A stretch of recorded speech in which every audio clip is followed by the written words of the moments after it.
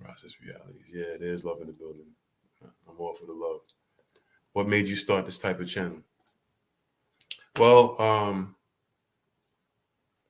for me to get personal now, but anyway, we all have our lives to lead. We all have crosses to bear. And, my crosses became heavy and it made me depressed. And I dealt with that for years, man, more than 6, 7 years. And I finally started to climb out of it. This was 2012, maybe. And if anyone has ever been in depression, they know they treat it like alcoholism, right? Because no one ever is really not an alcoholic anymore, according to what I heard, because I don't do that.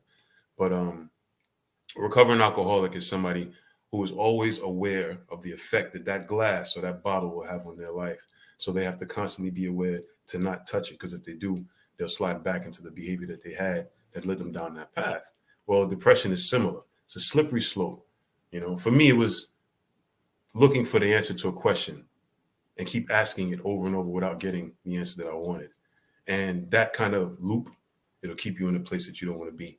So the short answer is, while I was dealing with that, the entertainment, the art, the music, the things that I was absorbing, the things that kept me motivated, the things that made me happy, the things that made me smile, those are what I focused on.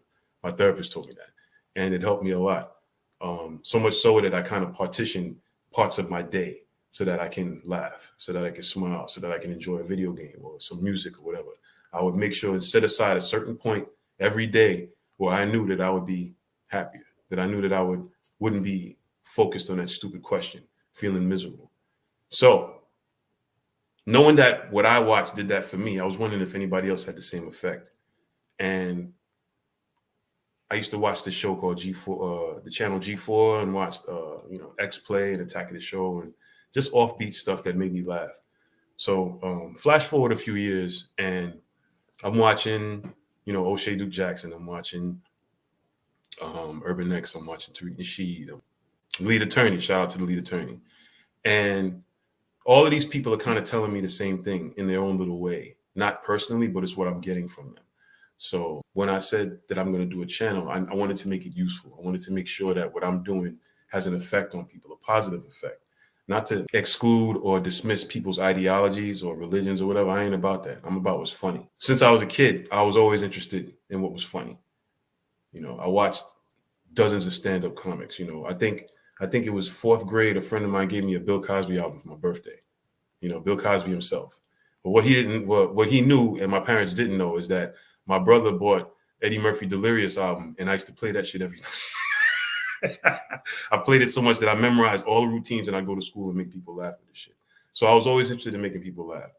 And I knew that if I could brighten someone's day like that, then it might prove a valuable resource to people who could use it. So anytime, if you're in a bad mood, if you feel, just pissed off and you want to laugh, you want something to laugh at, you just want to put something on and forget about stuff and just feel better.